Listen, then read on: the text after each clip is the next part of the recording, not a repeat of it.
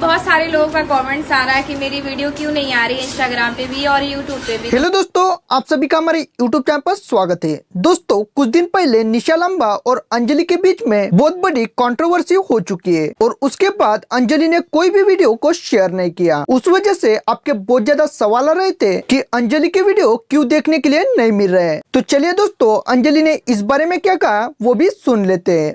बहुत सारे लोगों का कमेंट्स आ रहा है कि मेरी वीडियो क्यों नहीं आ रही इंस्टाग्राम पे भी और यूट्यूब पे भी। तो मैं आप लोग को बता दूं कि मेरी तबीयत सर्दी जुकाम हुआ है, मुझे बहुत तबीयत खराब है। तो मैं देखिए अभी मैं काढ़ा ही पी रही हूँ।